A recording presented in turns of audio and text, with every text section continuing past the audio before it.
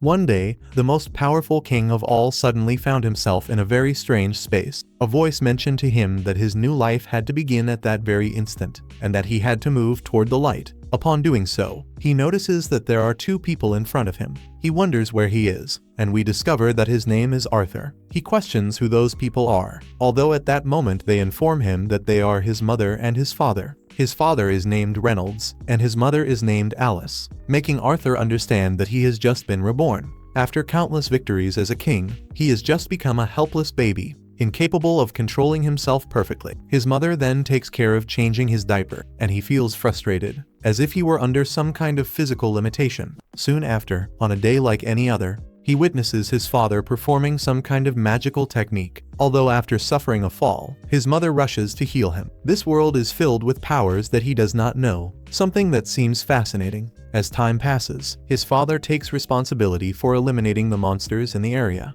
and at that moment Arthur dedicates himself to examining everything around him. And upon realizing that in that world society has permission to use weapons, he thinks that this could be something dangerous, since it means that he must obtain a weapon as quickly as possible. Although, despite being in a physical form that requires care, he does not dislike the idea of being able to rest calmly, since in his old world he was incapable of doing so, because he was a very powerful king, so he had to deal with many matters, and thus several months pass until he finally learns how to crawl. Even so, after several months, he is still unable to get used to his new name, but when he learns to truly control his body, he begins to slip away from his mother, who thought that he was sleeping. Without drawing attention, he stealthily enters his room, where he becomes interested in books. He ends up seeking all the information possible about that world, where we discover that the continent in which he was born is called Katame. In this world, there are three kingdoms: the kingdom of Darv, which is an underground nation of dwarves, the kingdom of Sapin, which is the kingdom of humans where he currently resides, and the last kingdom is the kingdom of Eleanor, where the elves live. The kingdom of Sapin is the most populous kingdom, and is filled with humans. It is very similar to his old world, and is a monarchical nation. Although unlike his world, in that place the throne is inherited, and also compared to his previous world, that place is barely developed. And when he picks up a book, he understands that the reason is because magic exists in this world. Its source of power is something called mana, and the ability to control it is mostly hereditary, although it manifests in 1 out of every 100 people. For magic, there are also two explanations of mana, which are enhancement and conjuring. Conjurers can project their mana and control it at will, while enhancers, as the name itself suggests, use their mana to enhance their physical abilities. But when he remembers that his mother can use healing magic, he imagines that there must be some exceptions. The key to controlling mana is the mana core. Most users discover their powers during puberty by concentrating dense mana throughout their entire body, and this ends up creating a mana core that, once mastered, turns them into mages. Although he had never heard of mana before, he knows a somewhat similar concept, since in his old world there existed something called Kai, which allowed him to become aware of his internal power and control it, and then release it. And so he tries to use the experience of his old world to channel his Kai, and he is able to feel the flow of mana. But at that moment he is interrupted by his mother. She observes him with strangeness and asks whether he might have made a mess. Arthur thinks that he did not do that, although soon after he feels humiliated, because he was so focused on reading that he ended up soiling himself completely without even noticing. Shortly afterward his mother is seen writing, because although her son is the most adorable thing in the world, he is also someone very curious, and the detail is that they have never heard him laugh. Soon after 2 years pass, and she looks out the window and sees Reynolds training his son. Quickly she goes out to scold him, because he has barely learned how to walk, and he is already teaching him how to use a sword. The boy is only 2 years old, and he finally understands who dominates that marriage, even coming to think that perhaps that world might be something matriarchal. Sometime later, when going to the city, he finds himself somewhat excited, because upon observing the quality and development of the weapons he understands the level of technology, in addition to discovering all kinds of substances that did not exist in his previous life. He becomes amazed at being able to observe magic personally, and upon returning home and having his diaper changed, he thinks that although this new life of his is very suffocating, it is not unpleasant at all, since his parents take care of all his needs. Questioning whether this is how all families should be, he cannot say, since in his previous life he was in an orphanage. As he falls asleep in his mother's arms, she says that she feels very happy, and that it is very good to be able to observe how he strives to read books and see his excitement every time he goes to the city. Perhaps he inherited this from his father, and when he grows up he will want to explore the world. Although she would prefer that he lived a calmer and more serene life. As the days go by, he observes his father training, and his father is an enhancer, and upon seeing how fabulous he is, he thinks that he has no time to waste, and now his mother takes him to take a little nap. Along the way he makes some gestures, showing what he wants to read. His mother refuses, since now it is time to sleep. But after he pleads and uses a cute look, she tries to resist, but cannot, and therefore ends up giving in to his requests. Upon opening the book, he begins to practice what he has been doing for 2 years, about how to produce a mana core, taking responsibility for gathering the countless fragments of mana dispersed throughout his body, focusing them into a single point, and this task requires considerable effort, but it is bearing fruit. When he finally manages to make his mana circulate, the great explosion ends up occurring. Reynolds jumps to protect his wife, although when they turn around they become worried about an act. When entering the house and searching for him, they are surprised to see that he has not even completed 3 years of age and has already developed his mana core. While he is satisfied, because his long years of study have yielded results. Well, it was only 2 years, right? But it is there. But at that moment the rubble was about to fall on him. But without wasting time his parents jump to the rescue.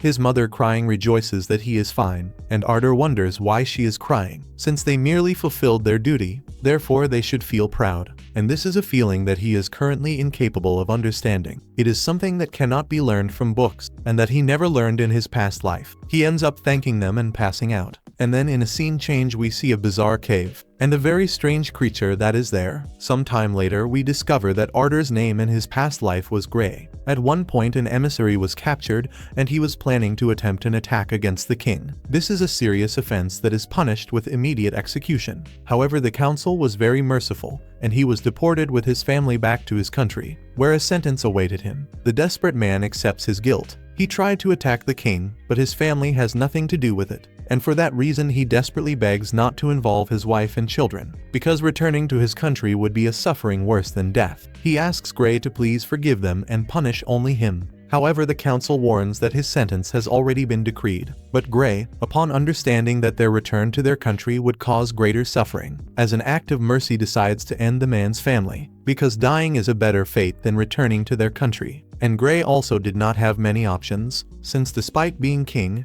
those who truly controlled everything were the council. While he was nothing more than the figure of an imposing warrior, the man with tears in his eyes for having lost his family before him. Thanks Gray for having freed them from a worse destiny. After everything we return to the current world, where Reynolds tells his son that now he can be like his father, and then he hands him his gauntlets. But Arthur lets it go, since he does not have the size to use them, since he would probably be at a disadvantage even before approaching his enemy. They quickly begin their training, where Arthur demonstrates great abilities. But upon seeing that his father imbues magic into his sword, or rather into the piece of wood, he does the same. Reynolds ends up being surprised, and after destroying the staff he asks Reynolds how he did. In a scene change we see his father commenting to his wife that Arthur definitely needs a true master, but she refuses since they had agreed that he would train him. Reynolds informs that this is what he wanted, but Arthur possesses very great talent, and would gain much more with a true mentor. Alice continues to refuse, because she cannot allow her dear Arthur to go to a distant city. But Reynolds explains that he is only 4 years old and has already managed to pierce something coated with mana, so there are no alternatives left but to begin discussing the future of their son. And since emotions sometimes cloud judgment, Arthur proposes that it would be better for everyone to go together. Upon hearing this proposal, his parents understand that they were naive and quickly prepare to pack their bags. They were really thinking about leaving the kid alone at 4 years of age. It was just everyone together. Thankfully the kid is smart, and thus time passed and Arthur meets his parents' former group, the Twin Horns. The red-haired man tells Arthur that they already knew each other, although certainly he does not remember, since he was very young. But in fact Arthur does remember them, and we discover that the red-haired man is named Adam, the girl is named Jasmine Flamesworth, and the person who is hugging him is named Angela, and the big guy is named Durden. The leader of all of them is Ellen, and thus the youngsters begin their journey. Where Arthur considers that method of transportation quite primitive, it is very different from his past life. And currently our group is heading toward a city called Cirrus. Although while they are resting, Arthur and the others feel the presence of monsters. A pack of wolves attacks the group, and Jasmine quickly gets rid of some of them. The twin horns work exceptionally well as a team, while Angela and Durden, who are conjurers, attack from a distance. Jasmine and Ellen, who are enhancers, improve their physical capabilities. Once everyone finishes off the monsters, at nightfall they eat their meat. Although Alice notices that Reynolds is injured, she prepares to heal his wounds. But the group establishes a perimeter, since Alice is a special type of mage, called an emitter, with healing powers, and because they are quite rare, mages do not usually heal people just out of nowhere, as that would make them a target. This is one of the reasons why Alice and Reynolds lived in the countryside, in anonymity. After finishing eating, Adam asks Reynolds if he could take Arthur to practice a bit. And then we see everyone excited waiting for the fight. Although it seems they forgot that Arthur is only 4 years old, he, upon seeing that Adam does not intend to hold back easily, surprises him with his great abilities. But since he is still very small, his body does not help, and for that reason Adam sends him flying. Angela takes charge of stopping him, and afterward they scold Adam for not knowing how to restrain himself, but he merely apologizes, since Arthur is a small prodigy, so there is no way to hold back. While everyone is scolding the poor Adam, Jasmine approaches Arthur to ask him how he did that. Arthur observes her, thinking that he recognizes that look, a look that shows that this person does not intend to give up until getting what she wants. So he goes and explains it to her, and thus a few days pass, and the journey continues without any mishaps. And during their stops they take advantage of the time to train Arthur. He learned many new things, and by sharing knowledge from his previous life, there was also something revealing for him. Jasmine seems to have liked him quite a lot, but when everything was progressing relatively well, something unexpected happened. Jasmine gives Arthur a knife as a birthday present, while the others think it is very strange for Jasmine to grow attached to someone. Although when they were about to continue their journey, Arthur noticed that his mother was acting in a very strange way, but with little to say they continued their trip. And upon arriving in a rocky area they are intercepted by a group of bandits. They find themselves completely surrounded. While Arthur thinks that this way it seems that everyone in the world is a bad person, the leader of the bandits orders the attack, but warns them not to attack the woman and the children, since they could sell them for a higher price. Quickly the Twin Horns group initiates the counterattack. Individually they have the advantage, but they are overwhelmed by numbers in an overwhelming manner. Unity then becomes strength, and they begin to wear the bandits down. Reynolds ends up being wounded, but quickly he stands up and warns Alice and Arthur not to approach, because they would have serious problems if those bandits discovered Alice's power. They ask Arthur to take his mother away from that place. Although Arthur replies that he can also fight, since he should know that he is strong as well. But Reynolds responds that he must use that strength to protect her, revealing that his mother is pregnant. Upon hearing this, Arthur understands why his mother had been acting so strangely, and upon realizing that he will be an older brother, he understands that he must protect his mother and his younger brother, or younger sister. We will find out later. Quickly Alice and Arthur flee, and the bandits run after them, but Reynolds holds them back. Jasmine and Adam make sure to protect them, while Arthur thinks that someone like him is running away, someone who had nothing, and now he is running so that what he has will not be taken from him, thinking that perhaps this is karma, but in any case he must protect his mother. But soon after a conjurer ends up appearing and introduces himself, but without hesitating Arthur pushes his mother to move her away from danger, but he ends up falling. However, he does not intend to die without taking that man with him, so he grabs him with his dagger to lead him to his end. Durden and Angela try to stop him, but unfortunately they cannot reach him, while Arthur, in his mind, can only think that perhaps he would not have achieved anything in this new life. But despite that he feels that his heart is full, and now he can understand what that man had lost. He can feel a feeling of joy and sadness together, and when the moment to choose arrives, there is only one thing to do. The only thing he regrets is that he would have loved to be an older brother. But we see that Arthur is there as if nothing had happened. Lying on the ground, they question that fact. Although at that moment a strange and enormous creature appears before him. It says good morning to him, calling him by his name, and Arthur finds himself perplexed before this creature, once again questioning what that thing is doing in that place. Although the most important thing now is to know whether it is his friend or his enemy. He jumps quickly, although the colossal creature gives him only a slap. At the same time it warns him that he still has much to learn, and tells him that it will be by his side, while Arthur asks what it is referring to. At that moment the creature stands up, while picking up a fruit, and comments that he must be hungry. And even if he is not hungry, he needs to eat, and Arthur is astonished, while the monster says that for now, he should not move. since he is very lucky to have survived that fall. Arthur then begins to cry and tries to ask questions, but the monster informs him that he will not get answers until he starts eating. He, without wasting time, immediately begins to devour the fruits, and the creature comments that yes, he was hungry. While Arthur, somewhat worried, asks about his father and his mother, it responds that it cannot leave that place, but it can see far beyond what many people can and reach many things that others cannot. And using a kind of strange magic, it shows that his family is alive, and that a few days ago they continued their journey. Arthur cries with emotion upon discovering that his family is well. He can feel a deep relief and gives thanks, although he does not know how to name the creature. The creature replies that he can call her Sylvia, and in a scene change we see two strange silhouettes commenting on what the Lord should do. The other replies that he should already know the answer, and the younger one responds that he will not be able to keep any secrets. And thus the scene ends, leaving everything open and us without knowing anything. It is then that we see Arthur, who spent several days with Sylvia, and when his wounds healed, he wished to return to his home as quickly as possible, but he understood that this would not happen quickly, since according to Sylvia, they are in a forest called El Shrine. This is a place filled with outlaws and wild animals. Although Sylvia has a trick to avoid them, she can understand his desire to return to his home as quickly as possible. But creating a rift in space requires extensive preparation, and it is then that we discover that her plan is basically to create a rift in space-time, in order to open a portal that would bring him as close as possible to his family. And during this wait, Arthur took advantage of the time to train. He comments that Sylvia never talks about herself, and due to her monstrous appearance the little Arthur had screamed in fear on more than one occasion. Although despite that appearance her personality was quite warm and kind. At a certain moment Arthur decided to meditate, and Sylvia is surprised to see that the little boy already has a mana core, and demonstrating it, he asks whether she could do that. Although this ended up surprising Arthur, since he sees how she is using magic and gathering it at the same time, something similar to refueling an airplane in mid-flight. This makes him realize that humans have many preconceived ideas about mana, and only think about accumulating it and using it. Although beyond humans, this is something very natural, especially for creatures called mana beasts.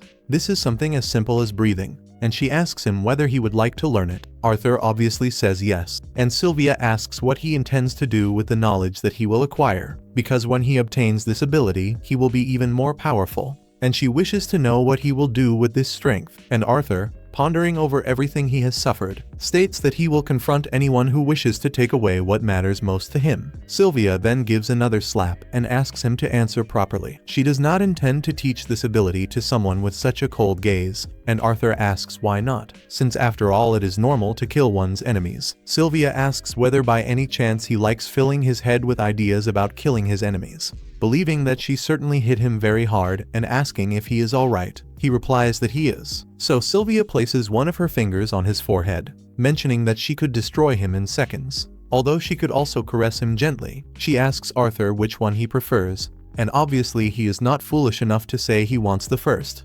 Sylvia then replies that she also wants to caress him. After all, anger and hatred burn easily and express themselves through violence. In the moment it may seem good, but in the end hatred is the only thing that remains, and that is why she does not want him to use the life she saved for something like that. Arthur understands and remembers everything that happened in his past life, and at that moment Arthur can feel how that being seemed to know everything about him. But that should not be the case. Sylvia then asks him again what he intends to do when he becomes stronger, and after reflecting with a much calmer mind and recalling those good moments, Arthur replies that he will use this power to protect those who are dear to him. Sylvia is delighted with this answer, although on the other hand we see how another strange creature mentions that he must be very close, and that there is nowhere Sylvia can hide from him. And at that moment Arthur has a dream about his past life, where upon leaving his room he met one of his advisors. He knew that his title of king was nothing more than just a title, since he had no real authority, as all politics were in the hands of the parliament,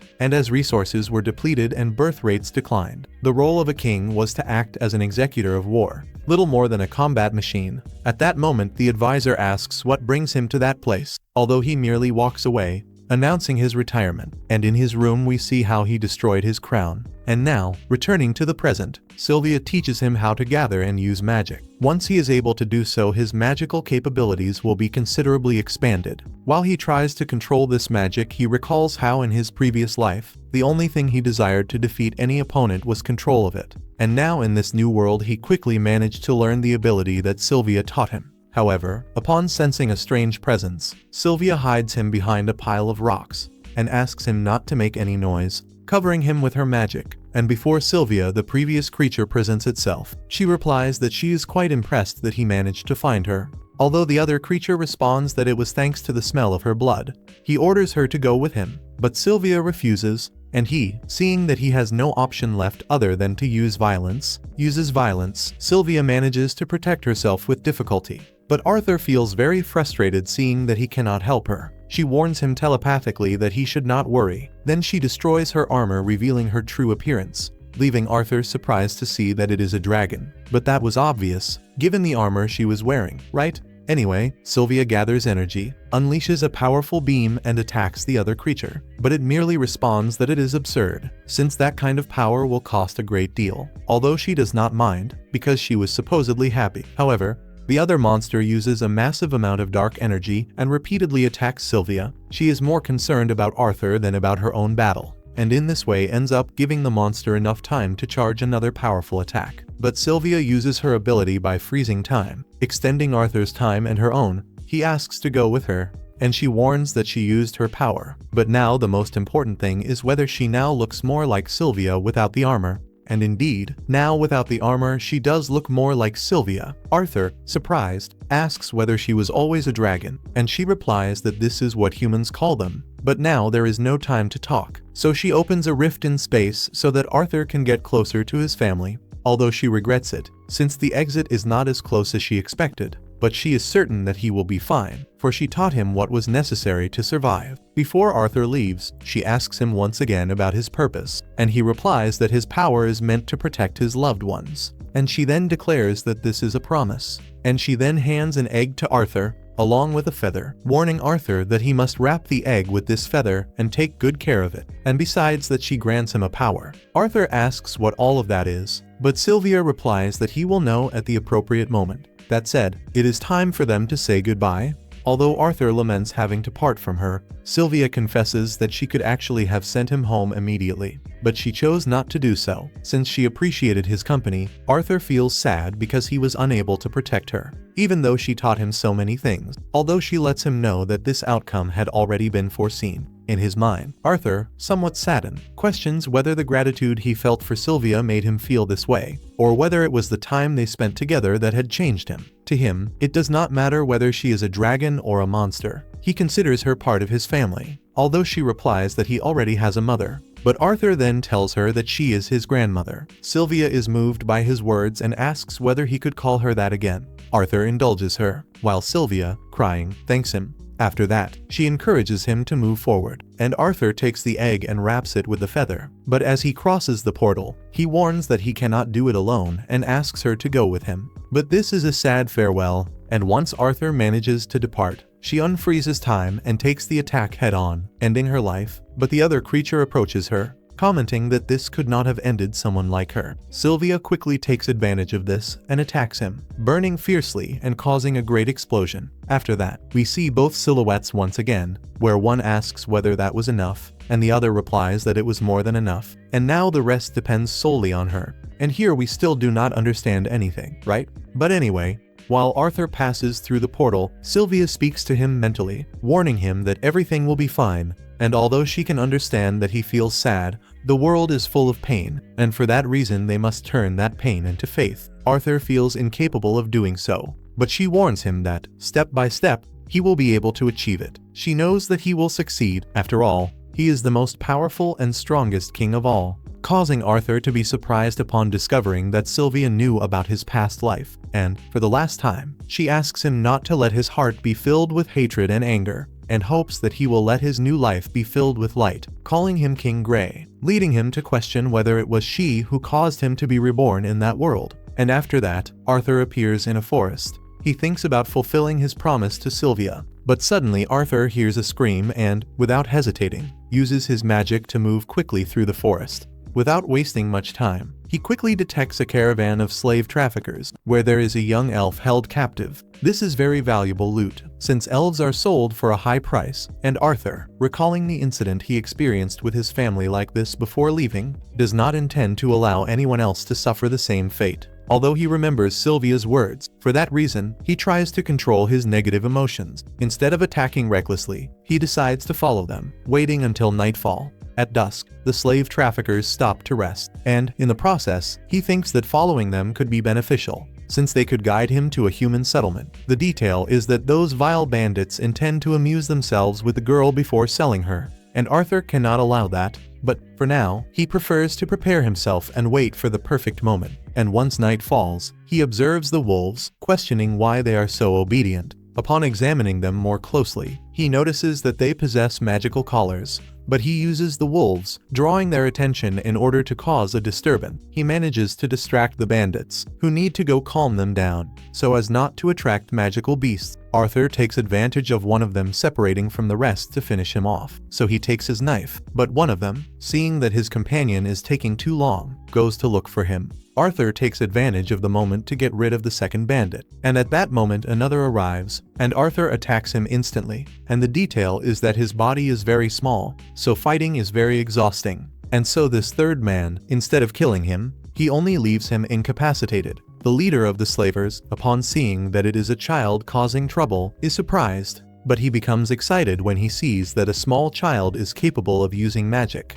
And he already thinks about the money that will come from selling him. And the bandit is a conjurer, who attacks Arthur. He manages to dodge, and then attacks him with his sharp dagger, but the bandit blocks him and kicks him. While Arthur is on the ground, he ends up being lifted up, since the bandit wants to see the quality of his new product. But Arthur seizes a moment to use his magic and burn the man's leg, but that only provokes the man's fury, and he decides to kill him. However, Arthur quickly stabs him in the head, and the other one begs for forgiveness. But Arthur replies that she most likely also begged for forgiveness, and they did not listen to her. Then, shortly after that, he meets her and removes the blindfold from her eyes. She cannot see his face and wonders what is happening. Although when everything returns to normal, he tells the little girl that she is no longer in danger. Next, he takes care to cover the bodies so that the girl does not see them, but she tells him that he is also a child, and, out of curiosity, she asks what happened to the people who kidnapped her. Arthur, trying to hide what he has just done,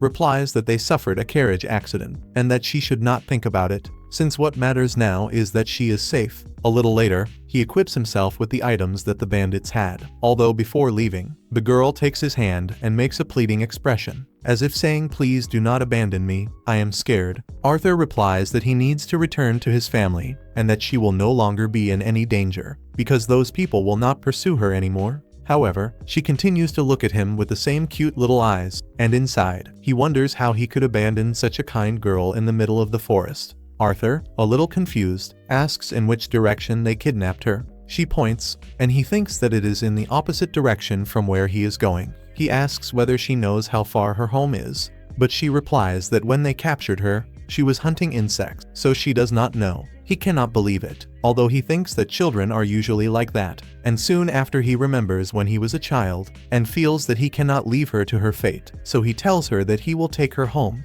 The wolves then begin to flee, and Arthur thinks that he should end them without making them suffer, since he cannot control them. The girl suggests freeing them, because if they leave them there, they will die. But Arthur is not very sure about that, since they could attack him. But she lets him know that the people of the forest value all forms of life, and after freeing them, the wolves leave. The next day, they move forward for a few hours, until they decide to rest. When Arthur asks her name, she replies that her name is Tesha, and Arthur introduces himself to her, then gives her something to eat, since she needs to recover her energy, because there is still a long walk ahead for them. And then he feels that the words he spoke sound very similar to Sylvia's. Tesha then tastes the soup, and it is terrible, since Arthur has always considered food merely a means of nutrition, so he does not care much about flavor. When it comes to behaving like a child, he should learn a little more from Tesha. She, somewhat curious, asks what he is doing in the forest of Elshire. He replies that he was separated from his family,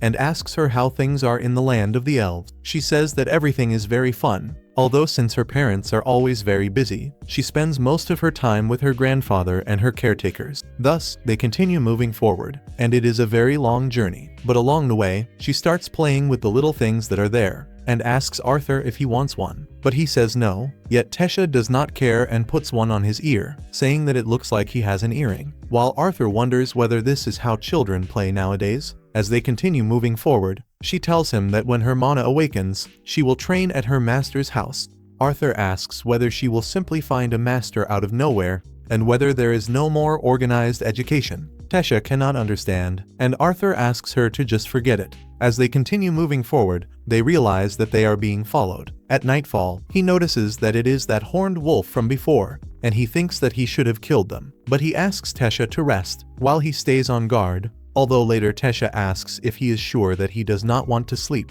Her grandfather had told her that she should not sleep with any man, but she promises not to tell anyone if she sleeps with him. Arthur replies that she does not need to worry, since he is not tired, and Tesha goes back into the tent, although she quickly comes out once more, telling Arthur that he should enter the tent, because if they see him, they will only see a child outside, and that could get them into trouble. Although in reality Tesha is just afraid, and Arthur asks her if she is afraid of ghosts, and she apologizes, saying that she is only thinking about safety, and that if he is going to keep watch, it is better that he does so from inside the tent. With no other options, Arthur enters it, and Tesha warns him not to dare leave without telling her first. In addition, he has to stay there, because when she wants to pee, he has to accompany her. Arthur replies yes, and tells her to go to sleep once and for all, but she keeps talking endlessly. She asks whether he comes from the human kingdom, and if it is true that humans are pigs who have many wives. Arthur asks who the hell told her that,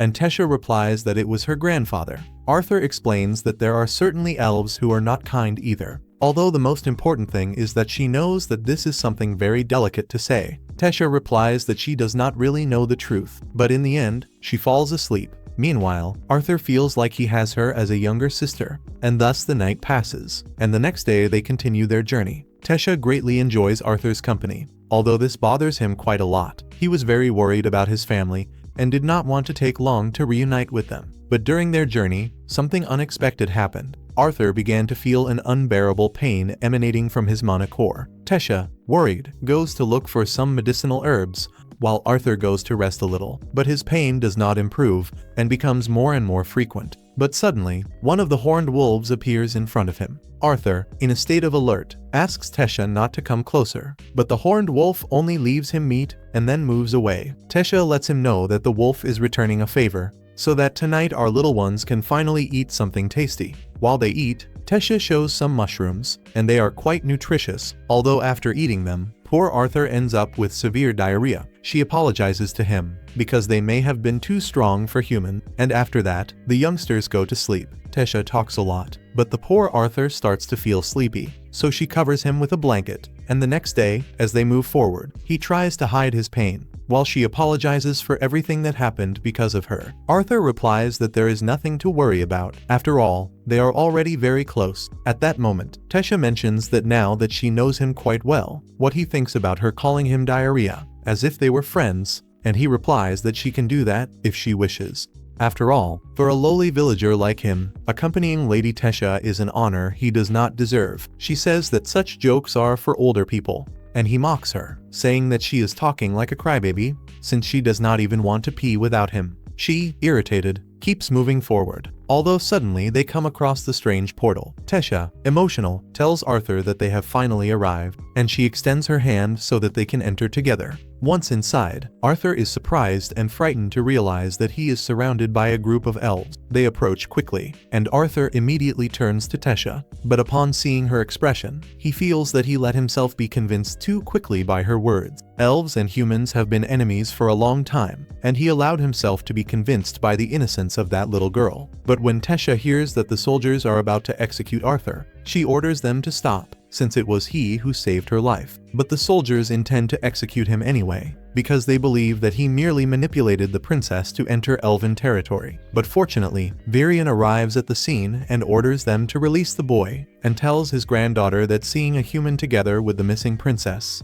it is quite natural that the soldiers would have reacted that way. It is then that he introduces himself to Arthur as the former king of Leonor, His name is Virion, and he thanks Arthur for saving his granddaughter. Arthur is surprised to discover Tessia's origin, since he never imagined that he would be traveling together with a princess. Arthur cannot believe it, as he was unable to sense any indication that she was royalty. And at that moment her parents arrive at the place, worried about her. Upon seeing them, Arthur understands that they are the kings of Leonor, but the king, upon seeing him, asks the soldiers why they did not capture that human. But Virion informs his son that he gave orders not to detain him, because despite being a barbarian, it was he who rescued the princess. She tells her parents that it was Arthur who saved her, therefore now they are indebted to him. She proposes inviting him to her castle and asks Arthur to accompany her, since she will ask her chef to prepare his favorite dishes. And right after she looks at her parents with a threatening stare, they allow everything without any objection. But Virion warns Arthur that they will talk later, while Tessia takes Arthur by the hand. He thinks that he can feel a strange power emanating from Virion, and shortly after, as they walk through the city, Arthur is watched with reluctance by all the inhabitants. He is quite surprised, impressed by the city's infrastructure. As he read in the books, humans are still in conflict with the elves because of past wars, and it is incredible that he can witness the elven city from so close. Tessia also seems quite peculiar to him, although he still cannot understand why she had that expression at that moment, nor the pain that he is feeling now. But he is determined not to let his guard down once again. And upon arriving at the castle, Tessia introduces Arthur to her servants, ordering them to offer the best hospitality to the one who saved her life, while wondering what they should do first. However, Arthur interrupts her, first proposing to talk about what they have experienced so far. And in a scene change where everyone is gathered at the table, Tessia asks him why he is still standing and orders him to sit down. The soldiers take it upon themselves to seat him, and then order snacks, while Arthur wonders if all of this is correct. At that moment, the king of Eleanor introduces himself as Alduin, and his wife also introduces herself. Her name is Midiel, and Arthur then pays his respects, introducing himself with his full name, stating that he was born in a poor village in the kingdom of Sapin, and as is evident, he could not present himself to human royalty, much less to elven royalty, and therefore he is very grateful for having this opportunity. Alduin replies that for someone born in poverty, he is quite well-mannered. However, Arthur thinks that although it was a rather exaggerated introduction, he will gain nothing if they continue treating him like a child. Next, he begins to explain everything that happened, although when recounting his encounter with Tessia, Alduin becomes irritated, certain that those responsible were those barbaric humans. But Arthur replies very respectfully that a slave trafficker is an occupation, not a matter of race. Brian asks how he managed to rescue Tessia. Despite being just a child, he replies that despite being a child, he is also a mage. Although the elves are unable to believe that a mere child defeated a slave trafficker, one of the soldiers accuses him of deceiving the princess to infiltrate their lands. But Virion orders the soldier to sheath his sword again, and not to think about repeating that a third time. So the soldier, restraining himself, decides to remain silent. Tessia warns that her friend is not deceiving anyone. She was truly kidnapped, and even heard something about Vendella. And upon remembering that moment, her mother hugs her to comfort her daughter, while Alduin informs Arthur that he now believes him. But Arthur tells him that, as he already explained before, he was also attacked by bandits and became trapped in that place. He only wished to return to Sapin to reunite with his family, and Alduin asks whether as a reward he wishes to return to his land, saying that he knows very well that elves despise humans, so how does he dare ask him to repay a favor to a human? But Arthur replies that that is precisely why he did it, since if elves believe humans are barbarians, him behaving in the exact opposite way is a very hard blow to them, and Alduin ends up feeling that, while Virion lets him know that he has left him speechless. Tessia intervenes on Arthur's behalf and begins to look at her father with disapproval, and that ends up calming him down a little. He informs Arthur that the problem lies in the fact that the teleportation gate to the kingdom of Sapin can only be used once every 7 years after a meeting with the leaders of the 3 tribes, and there are still 5 years left until the gate is reopened. And Arthur feels very frustrated because that is far too long. But Alduin informs him that it is also too long to detain a human, and therefore he will have his soldiers escort him back to his home. Arthur feels relieved, but suddenly he feels an extreme pain and Virion notices it. Shortly after, while Arthur is in his quarters taking a bath, he can feel that the pain is becoming more and more unbearable, wondering what it could be. When he goes out to breathe some fresh air, He thinks that he must do something to find the cause of this pain. Although at that moment he notices that Tesha is gathered with her parents. He ends up remembering the moments he spent with his own parents, and it is safe to say that they will not die so easily, and he trusts that they are still alive. But he also wonders whether they will welcome him with a smile, just as Tesha's parents did with her. At that moment, she notices Arthur's presence, and shortly after approaches him. Arthur asks if he interrupted her spoiled princess moment, but she apologizes to him, because her family was very rude to him. But Arthur reassures her, after all her family only showed great concern for her, and for that reason he recommends that she continue playing the role of a spoiled princess. But she replies that it will be the same with him when he returns to his parents. However, upon seeing Arthur's reaction, she asks what is going through his mind, and he replies that he truly wonders whether his parents will genuinely be happy to reunite with him. To begin with, they were attacked because of him. He caused those problems, and therefore he wonders if they will miss him. Deep inside, he feels frustrated because he failed to protect his family. But Tesha scolds him, saying that obviously his parents will miss him, and that she herself already misses him just by thinking that he will go home. Then, out of nowhere, the corridor becomes completely illuminated thanks to the fireflies. Arthur imagines his parents in them, yet he questions what he saw on that occasion. Tesha is quite enchanted by the flowers, while Arthur understands that he was foolish to imagine that, since it was simply him fighting against his dark past,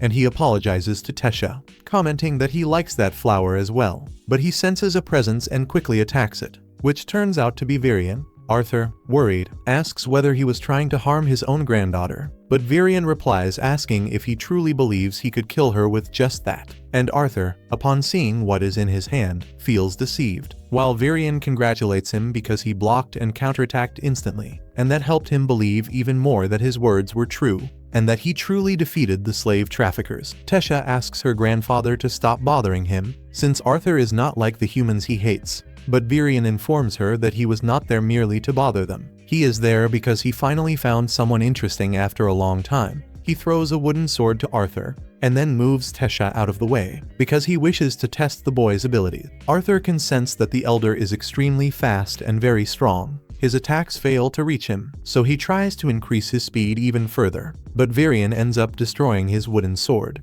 One of the fragments heads toward Tesha, but Arthur quickly deflects it, and then gathers magic, advancing toward Virion, but he blocks it easily, making Arthur recall the fangs and claws of wild beasts. They fight only by instinct, and Virion sends him flying through the air, but Arthur counterattacks quickly, striking him on the forehead, and Virion cannot believe that he was hit. Therefore, he declares that it is time for the second round. At that moment, his granddaughter pinches him and tells him to stop bothering Arthur. But Virion replies that in fact it is Arthur who is taking advantage of him. Arthur then replies to Virion that it is an honor to have someone like him overestimating him. Upon hearing this, Virion responds that if what he says is true, then he expects him to become his disciple, and asks what he thinks of the offer. Arthur then replies that he has not had the chance to inform his parents that he is safe, so Virion responds that there is a way for him to inform his parents of his whereabouts. Arthur is surprised to hear that, but suddenly he once again feels unbearable pain, and upon seeing him, Virion comments that it is as he imagined. Arthur inherited the beast will, so he recommends that he become his disciple, otherwise he will perish. Then we now see Arthur, who is in great suffering, due to all the pain he is enduring. At that moment, a monster appears before him, and he wonders whether this is a manifestation of his anxiety or a manifestation of his responsibility. But upon hearing his name several times, he awakens and finds Tesha on top of him. He replies that she is bothering him, calling her the monster from his dreams, and asks for 5 more minutes to keep sleeping. Tesha, irritated, orders him to get up because her grandfather is waiting. Upon waking, she asks if it is true that he will stay with them, but Arthur replies that he does not know yet, since first he needs to inform his parents that he is fine. But when he calls her princess, Tesha becomes upset, since she had told him to call her Tesha. Meanwhile, we see the king insisting that his father should not allow Arthur to remain in that kingdom, since that goes against tradition.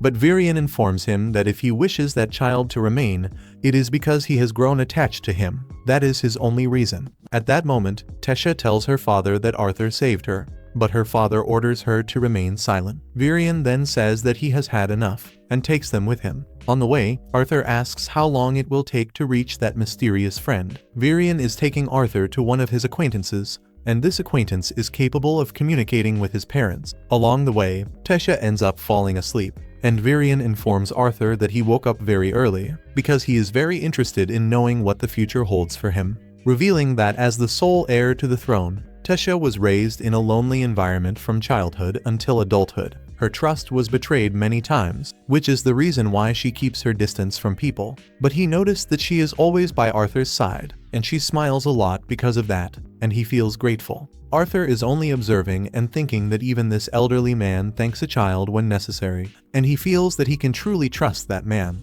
And a few hours later, they finally arrive at their destination. While Arthur wonders who this mysterious person, who is Varian's friend, might be, suddenly, Varian starts kicking the door, calling his mysterious friend an old witch. She opens the door already irritated, and introduces herself as Hina Darkazan. She is a very special mage, and Arthur also introduces himself to her, while she invites them inside. Once inside, she wonders how she is going to help him. Arthur tells Hina that Varian said he had a very special friend, but Hina says that he is misleading the boy, as she informs Arthur that she is basically a clairvoyant. She can sense that he is quite special, since not even she can see all parts of him. But getting straight to the point, she asks whether he wishes to communicate with his parents and tell them that he is fine. Arthur then confirms that he does, and she asks him to simply observe that bucket of water. He concentrates and thinks about his parents, and she uses magic while warning him that he must describe them in as much detail as possible. And once he is able to see them, he will be able to talk to them. Arthur concentrates and more details begin to appear. We then see that they are about to have lunch, somewhat sad since that day is their son's birthday, and they can only think about that horrible incident. Reynolds still blames himself, since he asked his son to protect his mother, and if he had not asked that, Arthur would probably still be alive, since they believe Arthur died in that fall. Then they arrive at the city where they were received by one of Reynolds' friends, where he began working. While they mourn the loss of their son, Arthur suddenly speaks to them, leaving them perplexed. He informs them that he is fine and still alive, as well as being in the land of the elves, the kingdom of Elinor. He can now speak with them thanks to a special mage, and he apologizes to them, because even though he made an agreement to return to his parents as soon as possible, he cannot do so now, since there is something wrong with his body and he needs to recover. He asks his parents not to worry, as he will return as soon as he gets better. They have their faith renewed and feel relieved to know that their son is alive. Arthur tells them not to blame themselves, and says that he does not know if he will be able to contact them again, but tells them not to worry, saying that he loves them, and upon losing the connection, he can only think that he feels relieved that his parents are well, and he does not intend to make them suffer any further. He asks Varian to make him his disciple, and sometime later, we see Tesha telling her father that Arthur saved her twice, and that if they expel him now, people will think that the elves are ungrateful. After thinking for a while, the king ends up accepting it, and Varian informs his son that he himself will train Arthur. Therefore, he warns that he must make the entire country aware of it. Furthermore, he thinks about taking full responsibility for him. Shortly after, we see the king apologizing to Arthur, saying that perhaps he has been on the throne for so long that he became stubborn and old-fashioned. Arthur saved his daughter and is now his father's first disciple. They apologize to him and welcome him into the kingdom. While Arthur wonders what made him change his attitude so suddenly, but upon seeing Tesha and Varian, he understands that the king is not capable of saying no to his father and his daughter. However, as they shake hands, Tesha interrupts them. She informs her father that if he truly cares about all of this, he has to let Arthur go out to play, because she wants to show him everything and more of the kingdom. She is excited and takes the poor Arthur to show him the kingdom. He is surprised upon seeing the place, while Tesha is extremely excited, wishing to show the entire city to him. However, along the way they encounter a young elf, who tells Arthur not to touch him so as not to contaminate him with his human germs. What a jerk. He says that even if the elder Varian likes him, that does not mean he belongs there. Then the rest of the young elves support him, calling Arthur an ape. But Tesha tells Arthur to just ignore them, and the other elf tells Tesha that she should not associate with that person, and asks that he himself be her escort. But Arthur starts to get annoyed and calls him a dirty elf. The small elf wonders what the hell he is saying, but Arthur just keeps provoking him, calling him a water tank head, slanted eyes, rat ears, several things. And right after saying all that, he tells him to accept the apologies of a humble insect like him. After that they even try to leave, but the small elf says he will not accept this. He cannot allow anyone to stain his family's name. And with his pride on the line, he challenges him to a duel. At that moment, Tesha asks what he thinks he is doing, challenging a disciple of Elder Virion, since even though he is a noble he should know his place. But that miserable little elf responds that his father taught him not to allow anyone to tarnish his pride. And as he turns to Arthur, he asks if he will accept the duel or not, or if he plans to run away and disgrace his master. Arthur wonders whether a duel would not be something serious in that country. But when he sees that all the adults are watching, he ends up accepting, while Tesha takes on the role of judge. As the battlefield is prepared, we see how all the adults are a large group of onlookers. Tesha then starts the fight, and the elf attacks Arthur, who with a punch sends him flying away. Surprised, he asks if he hit him too hard, but Tesha grabs his hand and runs away. While they run, Arthur thinks that he is growing more and more fond of the princess, and thus they spend the day pleasantly, exploring the entire city. In the shops where he was rejected for being a human, Tesha intervened, although at the end of the day she sees that he is quite thoughtful and asks if something is troubling him. He replies that it is nothing serious, while thinking that Virion had made him understand that his training would be very arduous. Since the training of a beast tamer is comparable to diving into boiling pitch, Arthur decided to remain in a strange land without the support of his family, so that even surviving day to day will require great effort. But if he manages to endure it, he will obtain great results. Therefore Virion asks once again if he is sure, and Arthur makes it clear that he is determined. Then he tells Tesha that he is very excited to begin his training, since it will be he who decides his own future. Tesha responds that she also intends to work very hard so as not to lose to him. And on the following day, Arthur begins his training. In the process, he thinks that since he arrived in this world, time has passed very quickly. The path has been full of difficulties, and what awaits him is even more difficult. But currently he is very focused on advancing and dedicating himself to his training, since it will be he who will take the reins of his own destiny. Then we have a time skip of 3 years into the future, where now Tesha is already older. As usual, she continues to pester Arthur to wake up, and at that moment Arthur realizes that Virion is about to leave for a meeting. The king and the queen are also present, although suddenly he is interrupted by Tesha, who offers him a sandwich, letting him know that he should be grateful for a beautiful and kind young lady like her having prepared this for him. But while he eats, he asks where the pretty girl is.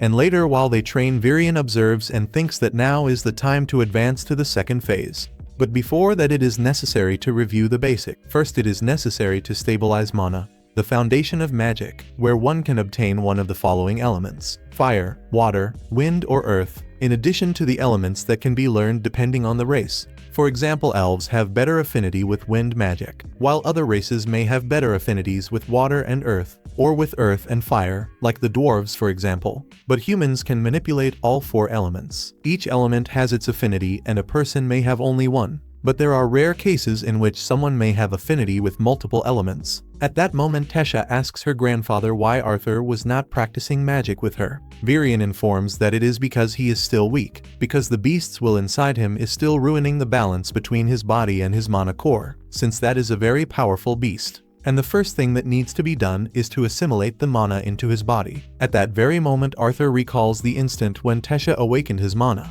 Elves who awaken their mana before the age of 10 have great potential, and Tesha awakened it at 9. Since then he began to train his side, where she always gives him a lesson. Although at that point Virion informs Arthur that now is the moment for him to awaken the beast's will inside his body, and if he succeeds he will no longer feel pain and will become a true beast tamer. Virion begins the procedure using a bit of his magic to awaken the beast's will, warning that it will not be anything serious. But right after doing this, Arthur begins to feel unbearable pain, and at the same time releases a large amount of energy that throws Virion and Tesha far away. Virion is left surprised while Arthur faints, and shortly afterward, when meeting at the palace, Virion asks whether he happens to be familiar with the beast's will. Arthur hesitates a little before answering, but ends up confessing that it is that of a dragon. Virion cannot believe it, although he warns him that he cannot reveal this to anyone else, since a dragon's will can attract unwanted conflicts. Arthur thanks him while Virion informs him that his return trip home is scheduled for the next 4 months. He is surprised because he thought there were still 2 years left, but Virion explains that there will be a ritual exchange between youths of the 3 kingdoms. and during that period the entrance to the city of Surus will be open. So he will take advantage of that moment for him to return home, and Arthur feels a little sad and happy at the same time, because he will have to part from them, but he will be able to return to his family. But Varian pats his head and tells him to rest, since the next day he will begin to train him even more rigorously. Meanwhile, Tesha is quite sad upon learning the news. In a scene change during the night, the egg that Sylvia had given Arthur hatches, and he panics. But from the egg appears an adorable little dragon, and upon observing more closely he understands that it is a baby dragon that looks extremely adorable. But this dragon does not hesitate to bite him, and a mark quickly appears on Arthur, since thanks to this that dragon can now communicate with him telepathically. The dragon says some things that cannot be understood. The only person who can understand is Arthur himself. He asks the dragon to call him father, while naming her Sylvie, in honor of Sylvia. Instead of being Sylvie, he added an E at the end, and it became Sylvie. Congratulations to Arthur for that. Then he observes the mark and thinks that that symbol must mean something.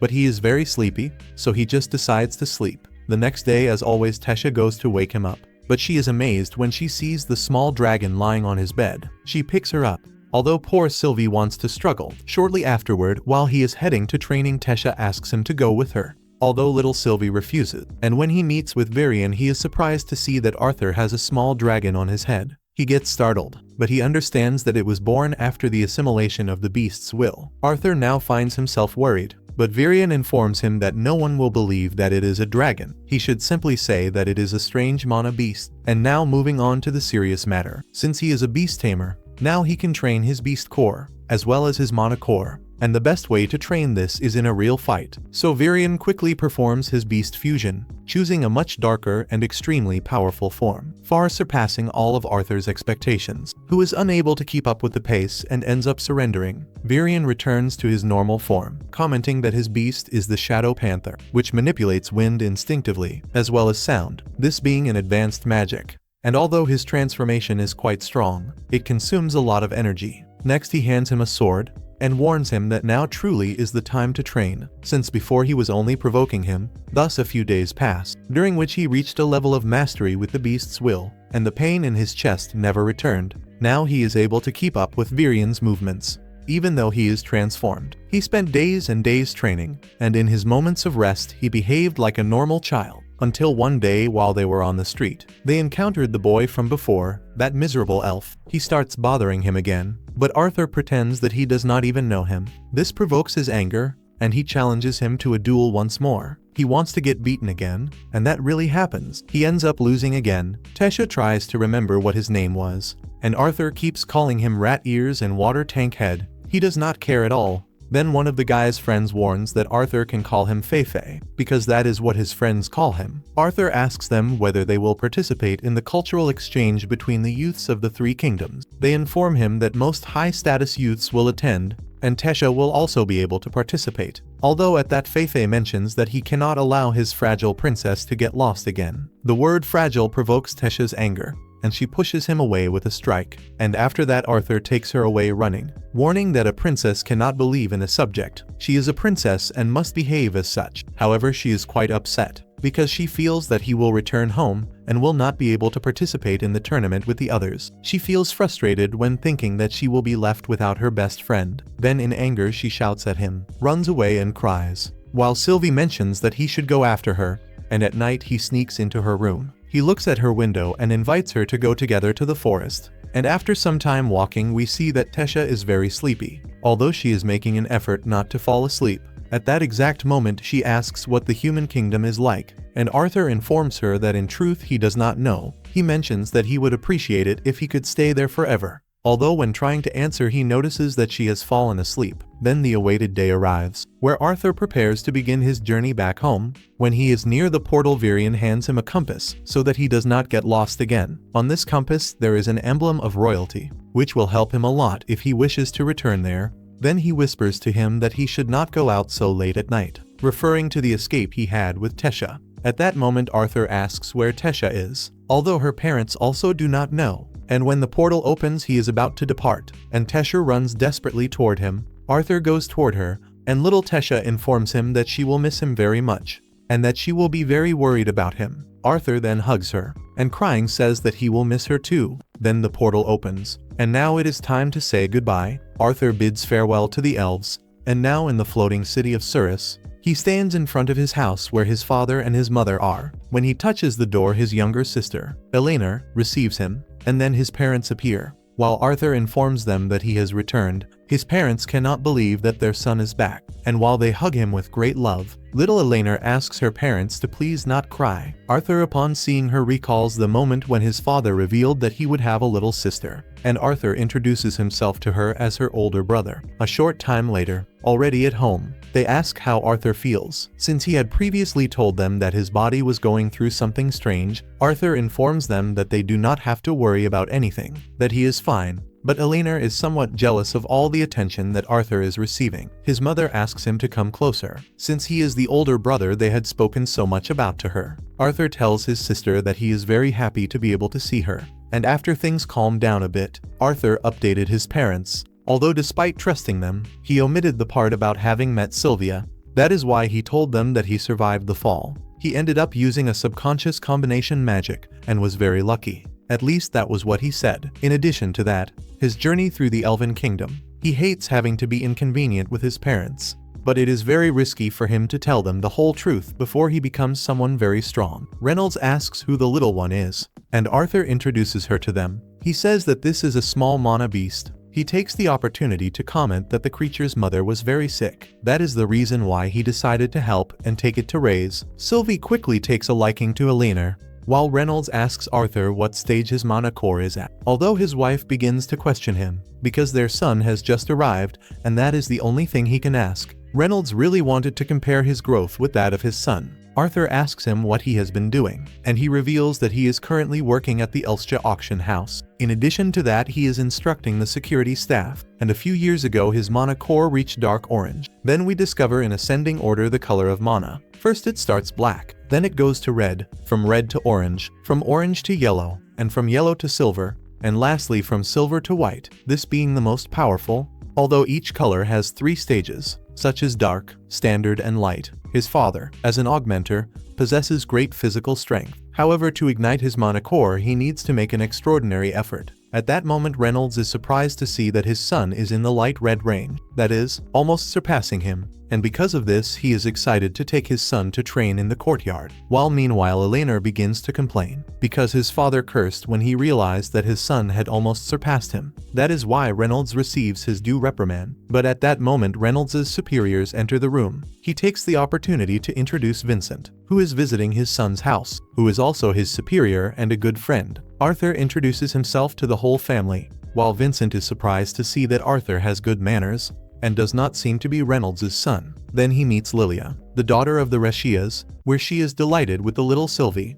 At that moment Reynolds takes the opportunity to inform Vincent that at that instant they are going to the courtyard to train. And once they are in the courtyard, Vincent cannot believe that his son has just arrived, and the father already wants to train with him. So he goes there and scolds the poor Reynolds. Although what surprised him the most was that Arthur awakened at an early age. He has already reached the light red level, which by itself is already quite an achievement, because even prodigies of 11 or 12 years old who entered the prestigious Academy of Surus barely reached dark red. Arthur considers that it is not a good idea to keep talking about his secrets, since he did not practice much while assimilating Sylvia's will, and if he had done so he would already be in an even higher position. They then prepare for combat, beginning to block each other's attacks with great effectiveness. But Reynolds asks his son to put in more effort, and upon seeing that Arthur becomes more intense he decides to get serious, enveloping his fist with the fire element. Arthur understands that the conjurers of that world have greater affinities with certain elements, so when they see the elements with which they are most attuned, they quickly begin to control them. But this is not the case for augmenters, since they have to exert great effort in order to discover their compatibility. But in his other life there was something very similar to mana, namely Kai, and unlike the elements it was necessary to control one's own Kai. In his old world there was no innate incompatibility, although more effort was required, but good fortune did not fail him. Since he arrived in this place he has been doing well, so now it is time to show his results, and Arthur becomes serious. And all the spectators are surprised. He begins to exchange blows with his father, although Reynolds continues to be superior. But thanks to his control of Kai, and his training with Virion, which was very fruitful, he shows his father that he is capable of controlling lightning. Reynolds is surprised to see that Arthur can control advanced fire magic. And not only that, but also water magic. All those present are impacted after the great demonstration of little Arthur, and his father runs to hug him, asking when he learned to do all that. Arthur reveals that he learned recently, although he still does not know how to control it very well. Vincent's wife then comments that this child is on another level, and later, as they go to have some drinks to digest how powerful Arthur is, he asks Reynolds if he is aware of how prodigious his son is and of the promising future that awaits him. Reynolds replies that he does not know very well, because not every child awakens their magic core at 3 years old. Vincent recommends that Reynolds enroll his son at the Cyrus Academy, since it is the most famous and prestigious magic academy on the continent. But Vincent's wife, whose name is Tabitha, informs them that their son has great potential, and they are interested in investing in his future, so they will not need to worry about the academy enrollment. But Alice hesitates, since they have already helped them too much, to the point of also wanting to pay for their son's studies. Vincent replies that there is no reason for concern. Moreover, thanks to his work, he knows the academy's headmistress, and if he speaks with her directly, they will be able to enroll him even at 8 years old.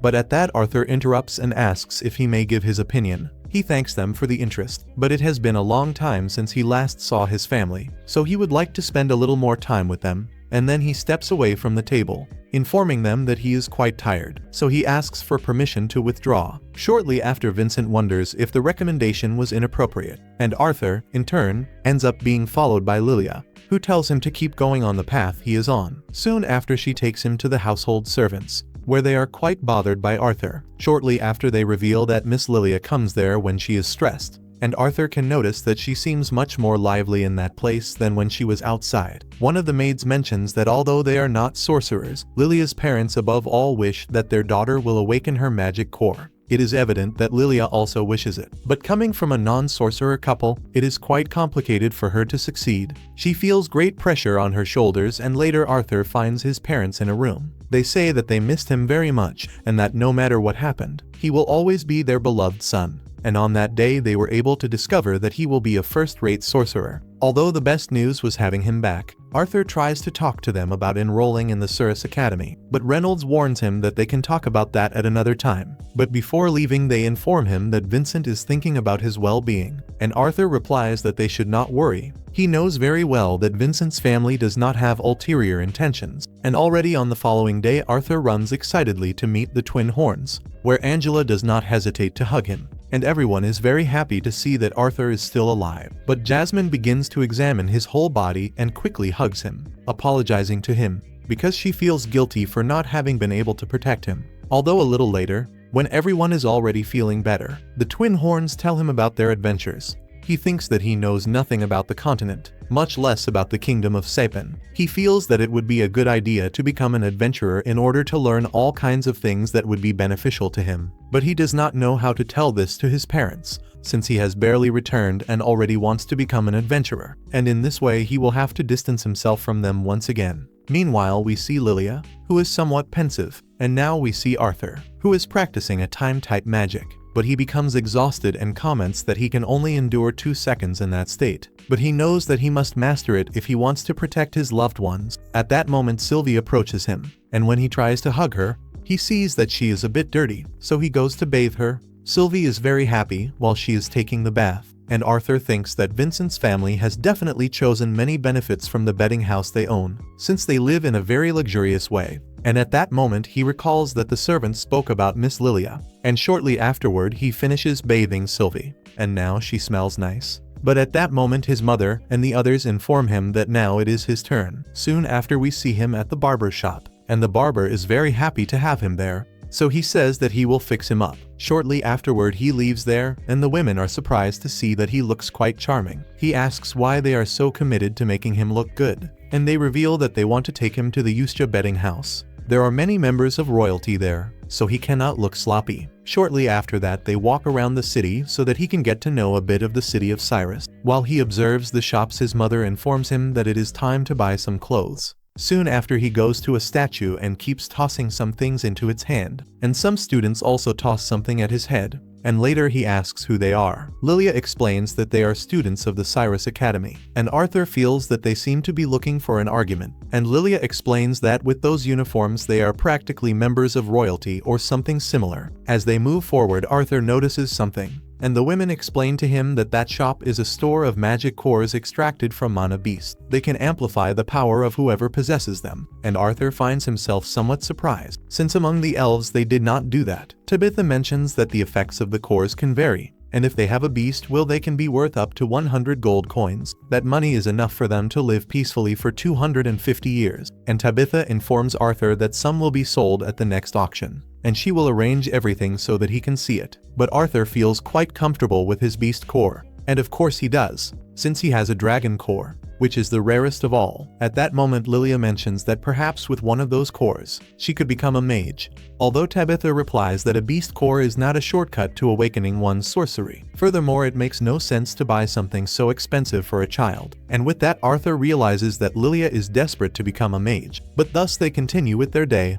While they have lunch, Arthur thinks that perhaps according to the conversation with his mother, she is not pressuring the girl, but her father is affecting her greatly. Shortly afterward he looks at her and feels a bit embarrassed, but later when he raises his head to look once again she has already disappeared. And then he goes after her, and they arrive at a weapon shop where more affordable magic cores are sold. Arthur explains that he possesses a beast core and that it does not guarantee that one can use magic, but Lilia remains insistent, saying that he would not understand because he is someone special. Although she tried to persuade her parents to give her a core, they did not allow her to have one, which makes Arthur understand that the reason she feels this pressure is because she wants to prove to her parents that she can be a mage. Although during the confrontation with Arthur, she ends up bumping into some Cyrus students. They glare at her, and the shop owner even tries to intervene, but soon after he realizes that they are Cyrus students, and he says that they can do whatever they want, and that he will go have a cup of coffee. The young men loom over the girl and wonder how they should have their fun, while Arthur hopes that it will not come to that. But before he can shout at everyone, Tabitha intervenes, and the shop owner asks what the hell she thinks she is doing, since they are students of the Cyrus Academy. But Tabitha informs everyone that if they harm the daughter of the House of Estia, they will bitterly regret it. And when the students realize that she is a lady of the largest betting house in Cyrus and one of the Academy's major contributors, they back off with their tails between their legs, though not before commenting that it will be very easy to enter Cyrus by paying the entrance fee. Arthur becomes quite irritated, but Lilia stops him, and shortly afterward, at the house, they inform Vincent that there is no reason for concern, and recommend that Arthur enroll in the academy so that such things do not happen again, since they have made considerable donations to the academy. An incident like this will not be enough to deprive him of a position. But upon hearing this, Lilia becomes upset and asks Vincent whether he intends to see Arthur take her place, since she still cannot awaken her magic. The young girl is frustrated and tells her father that she hates him, as well as the poor Arthur too.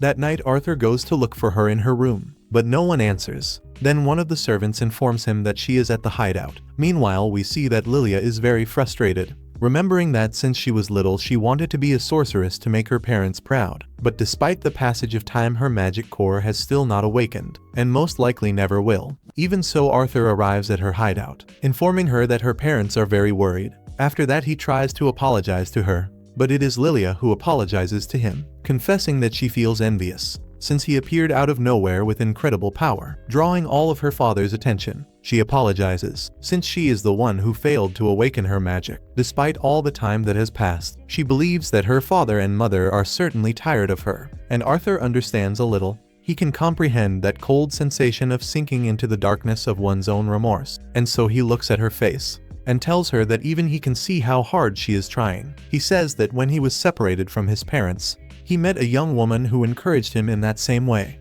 and after showing a bit of magic to her, he comments that her father and mother also know how much she strives, and that the attention he receives from her father is basically because he is something new. Lilia smiles and mentions that her father wants her to be a sorceress, because he knows that this will make her happy, and for that very reason he makes many donations to the Cyrus Academy. At that, Arthur asks whether she is sure that she wants to use magic, and in a scene change he is gathered in the living room with everyone. He informs them that Lilia has left home in order to train and awaken her magic. Vincent is quite irritated and asks how he could do this without consulting him first, but Arthur replies that this was Lilia's decision, and that she left because if she spoke to them first she would hesitate. For that reason she left a letter, and upon reading it, he realizes that his daughter felt like a burden for not possessing magic. Although she swears that she will become a great sorceress so that she can see them again. Vincent collapses to the floor feeling frustrated, because his daughter believes that being a conjurer would lead to a happy future.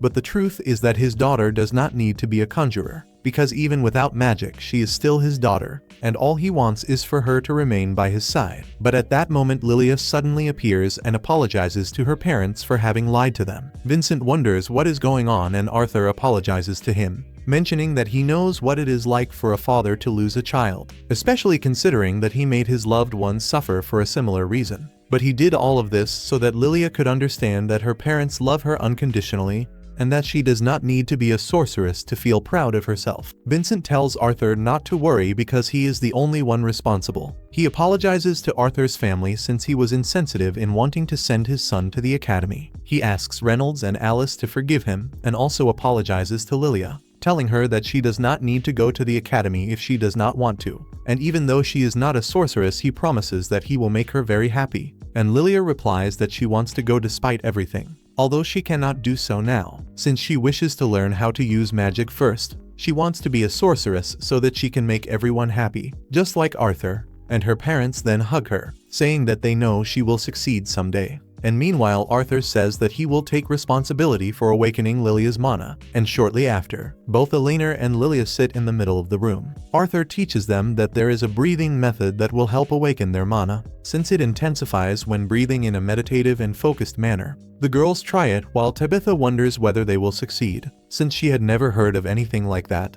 And as the girls breathe, Elena manages to see a light, but it disappears because she stopped breathing as instructed. But Lilia is unable to see anything like that, and Arthur decides to help them a bit. After some time Lilia is able to see small lights, and later in her hideout she celebrates with the servants. Arthur feels satisfied with her great progress, and he informs them that they will have to train for 2 or 3 years until the energy stabilizes. They will have to train every day by breathing in order to awaken their magic. Sometime later the royal cavalry heads to the betting house, while we observe the despicable mage wondering whether he will find something that entertains him. And after a while they arrive at the grand auction, where Arthur is surprised by the size of the place. Once inside, Arthur thinks that there must surely be aristocrats and adventurers enjoying that wonderful celebration. The types of items in that place seem fascinating. Meanwhile, Reynolds informs the security team that they must keep everything in order. After all, he is the head of security. And shortly after, everyone gathers in the Great Hall, where Vincent welcomes everyone, especially the king and his entire family. The audience applauds and Vincent proceeds to begin the 11th anniversary of the Rescia auction, something that brings nostalgia to Arthur, as he vividly remembers his previous life. Later we see that the security team this time also has the help of the twin horns to protect any items that are at the auction. The first artifact is a sword forged by a renowned craftsman. It possesses the ability to paralyze the opponent. The bidding starts at 50 gold coins, and Arthur considers the item interesting, something he could recreate with his magic. But at that moment he realizes that Sylvie is nowhere to be seen, and he tells his mother that he will go look for her. Meanwhile, we see that because she is very curious, she ends up meeting the same despicable man from before. Then Vincent announces another exquisite item, the cub of a world lion, a magical beast that can even reach the rank of a retainer. Quartz informs his father, the king, that he wants it, and the auction begins at 100 gold coins. Everyone starts bidding desperately, but the king does not play around and immediately offers 1,000 gold coins. And everyone understands that they will not be able to compete with him. On the other side, Arthur continues searching for Sylvie, and upon hearing her voice he begins to walk toward her. Meanwhile, the item is handed over to the king, and at that moment we see that Sylvie is very nervous in the presence of the individual. He asks her to come closer, although she refuses, and luckily Arthur appears just in time, and quickly realizes that he must be a conjurer in the king's service, so he must treat him with respect to avoid trouble, informing him that she is his companion. The individual laments it, as he believed she was an auction item, mentioning that he possesses a very interesting mana beast. At that moment Sylvie runs toward Arthur, causing annoyance to the individual. Arthur says that he needs to take his leave. However, that despicable man tells him that he must leave that creature there, since for a long time they have been searching for a mana beast worthy of him, and that he is the one who should reap all the benefits of that potential. and for that reason he threatens Arthur with his flare, telling him that that mana beast would be better in his hands. After all, he is in the king's service, which means it is better for that country. Even a child like him should understand that. But Arthur simply decides to ignore him, turning his back, which enrages him, saying that his family will bear the consequences of his actions, and Arthur, furious, overwhelms him with his aura, asking him to repeat what he said. The auction hall windows begin to shatter, and the king senses a powerful presence. Even Vincent is unable to withstand it. The bloodlust is overwhelming, and the royal guard surrounds the king to keep him safe. The king's conjurer panics, and Arthur, realizing that he is making a mistake, interrupts his bloodlust, and the auction is quickly halted to search for the one responsible. Arthur apologizes to his parents, and at that moment the king approaches Reynolds, informing him that he needs to speak with him. In another scene we see him stating that it is very unfortunate that he was unable to capture the intruder, but he demands disciplinary measures. However, at that moment the conjurer intervenes, telling the king that there was no damage, so a merciful response would be fair, by declaring him innocent. He says that Arthur possesses an incredible mana beast, and that he could take care of it in an ideal environment. The king informs that Sebastian has been the royal family's bodyguard for many years, and for that reason he has been thinking for some time about how he should reward him. And now he has noticed that he has great interest in that mana beast, so he proposes that the boy hand over that mana beast to his servant, because with it this incident would not have occurred and everything would be fine. Arthur tries to intervene, but his mother stops him, and Reynolds, in turn, apologizes to the king, but he has no intention of intervening in the adoption of his son's mana beast, since he is not in a position to say what should be done about it. Because of this, the king asks Arthur directly what he intends to do. He responds directly that he does not agree with him, and that he will not obtain any replacement for Sylvie. The king then proposes a trade of the world lion cub he has just purchased for his mana beast, but Arthur once again apologizes to him. Yet he must refuse the offer, as he has no intention of yielding or selling Sylvie. The king, somewhat annoyed, asks one last time whether he will not allow him to keep his companion. Arthur stands up and answers the question with another question instead. He asks directly what price he would place on the heads of his children. The king asked him 3 times, and all 3 times Arthur refused. But even so, because of his pride, the king does not give up and does not accept that answer. And that is why Arthur asked that question.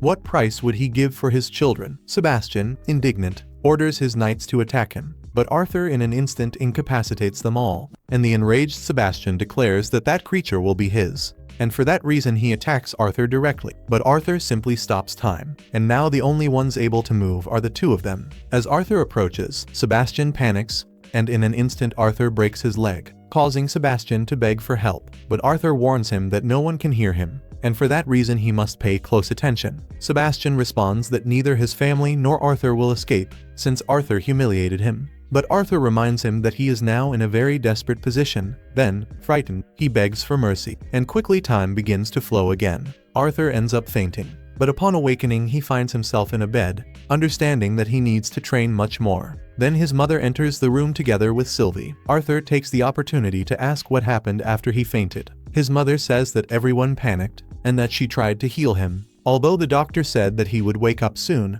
but to her it felt like an eternity. Shortly afterward he goes with his mother to the market, where they buy a shoot for Eleanor. But Arthur is somewhat worried about his family's budget, because his father could lose his job. But Alice lets him know that he needs to relax. After all, she also works, and we discover that many of his mother's products are sold in the city, thanks to Tabitha, who has many contacts. Upon returning home, Reynolds tells the king's messenger that it is not a matter of money. His son could have died, and when he enters Arthur's room his father asks if he is all right. Arthur reassures him, and although the king's messenger stands up, he offers apologies for what occurred the previous day. He offers a compensation with gold coins to make up for what happened, but Reynolds feels indignant because he believes they are trying to downplay the incident. Arthur understands what is important, since now he must play the role of the humble victim, so he thanks the messenger for the king's apologies, and he informs that the guards who attacked him were dismissed. But that is not enough for Reynolds, although the messenger reminds him that his son challenged the king, and furthermore he also pointed out the failure in their security service, and Reynolds shows a certain annoyance,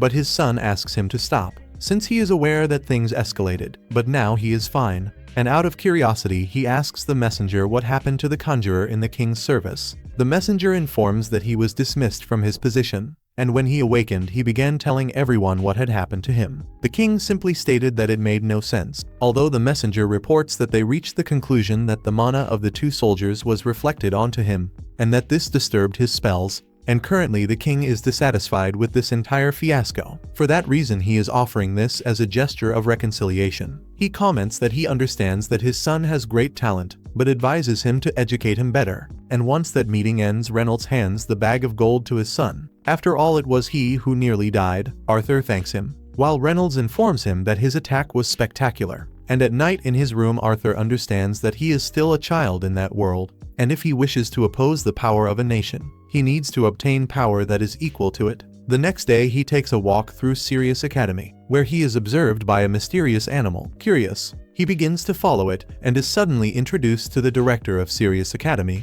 She informs him that she was waiting for him, and Arthur is well aware that this academy is famous for training many students, as well as businessmen, royal guards, leaders, and military officers. This is a place where all children with magic eventually enter, and now he finds himself before the director of the academy, who possesses great power. She mentions that it is a pleasure to meet him, and that it is time to verify everything Vincent said about him. So after protecting herself with a barrier, Arthur feels her intense power. But now it is his turn to show his own, since he must prove that Vincent did not lie about his abilities. He then uses a wind spell to attack her with enormous rocks. Although the director does not mind, Arthur then uses the earth element, but she repels it very easily with her daggers, which leads him to attack directly with his fire element. But the director tells him to stop. She admits that he impressed her greatly with his abilities, but he tends to overestimate his skills too much. The truth is that Vincent told her that he has great talent for magic and combat, but now it is time for the final test, and she asks him to try to remain conscious. Then she begins to use her sound element to try to knock Arthur unconscious,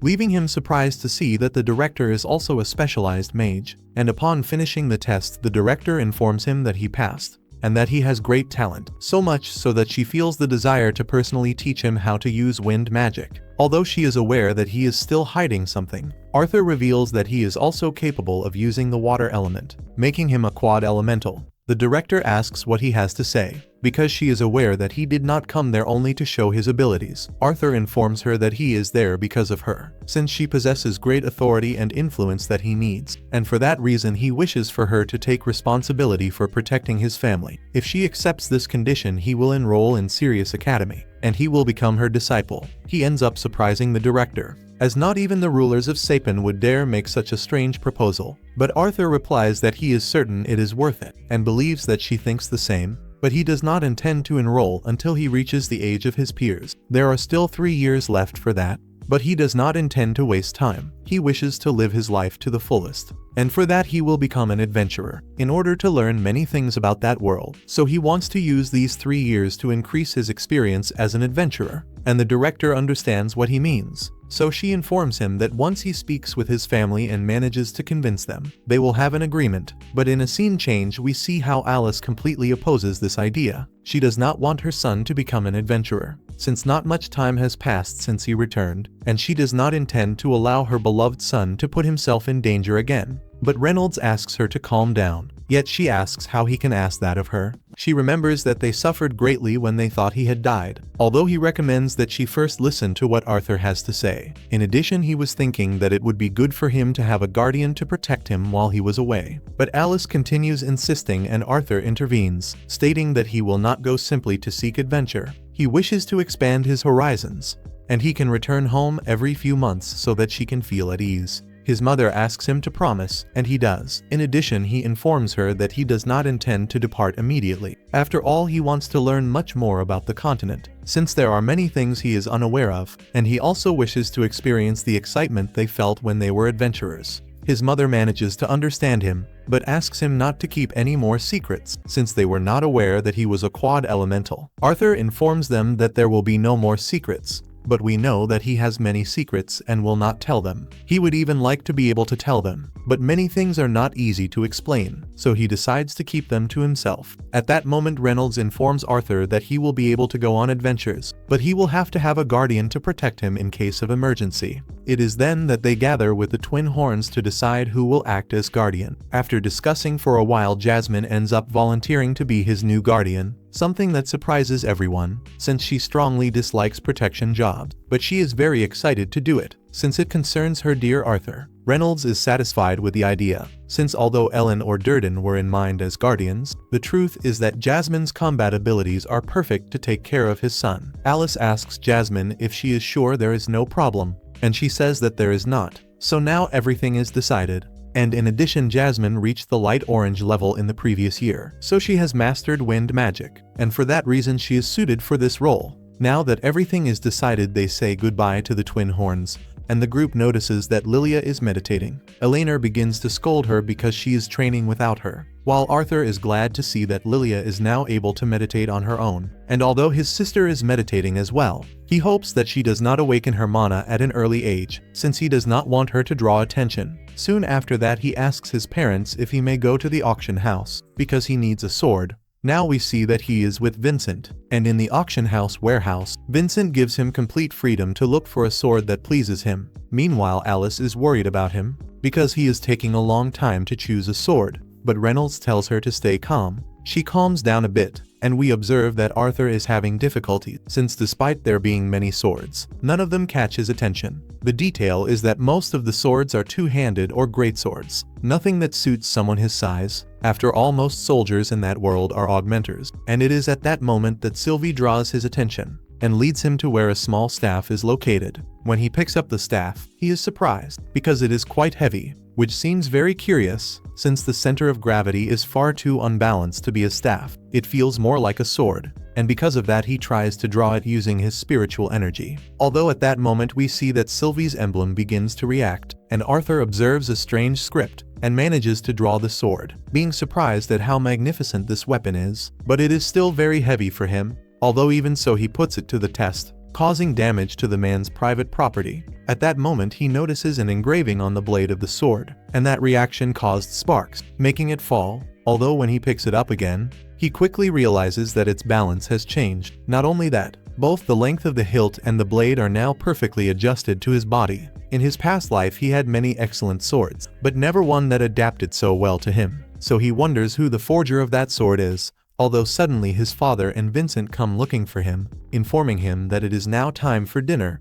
Arthur quickly picks up another sword, and says that he wishes to take it, although he is still wearing the mysterious sword at his waist, and Reynolds gives his approval, and says that this sword is good for him. But Vincent, who is no fool, asks what that staff is that he has at his waist. Arthur makes up that he found it on the ground and simply picked it up, and Vincent asks the person in charge if they happen to have records of it. The person in charge informs him that a strange old man delivered it and then left. They had many appraisers take a look at that staff, but all of them said it was just a sturdy staff, and since they felt bad about throwing it away, they simply kept it there. But he asks Vincent if he should take it to a higher level appraiser, which worries Arthur. He then looks at Vincent with pleading eyes, saying that he also likes that staff, and that he was thinking of using it. By calling him Uncle Vincent, he ends up convincing him, and after that time passed, Arthur took the opportunity to spend time with his loved ones, and at the same time he was gradually preparing himself to become an adventurer. Then 9 years passed since he arrived in that world. They celebrate in great style,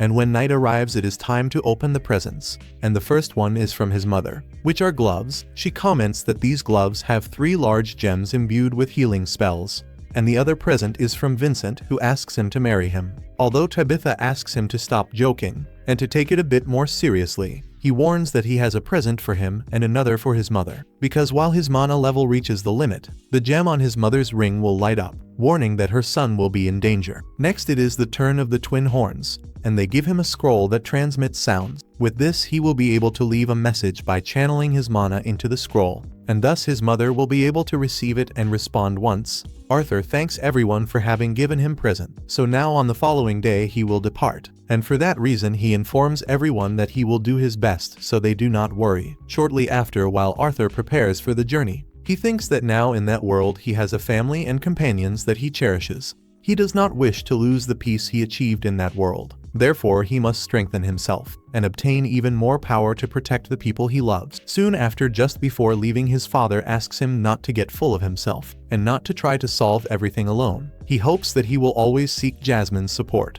and his parents inform him that they will always support him. And upon leaving the house, he tells Jasmine that it is time to begin their adventure. After continuing their journey, the youths arrive at the Adventurers Guild of Surus, where Jasmine asks the receptionist to allow her companion to take the rank evaluation exam. Shortly afterward, right after registering, the receptionist takes them to the guild's overseer. Arthur thinks that he is concealing his identity, so they cannot identify him, and he can go unnoticed by royalty. At that moment, the guild leader introduces himself as Caspian, the master of the Adventurers Guild of Surus. He explains that normally one must first take the written exam, and then evaluate them on a core in order to perform the classification exam. But because it is a request from Jasmine, he decided to make an exception. He whispers in his ear that the other day he saw his father calling Miss Flansworth, and then Caspian takes Arthur's hand, where he realizes that this individual is quite strong. Caspian informs him that he does not necessarily need to register under his real name, and Arthur feels relieved by the news and introduces himself as Note. As soon as he heads toward a training field, Arthur asks Jasmine if she is close to the guild leader. She replies that in a way yes, since her parents have strong connections with the guild. At that moment, the sylph comes out of the bag and Jasmine mentions that she seems different from last time. Arthur responds that his companion seems to have the ability to change form, and shortly afterward they arrive at the evaluation area,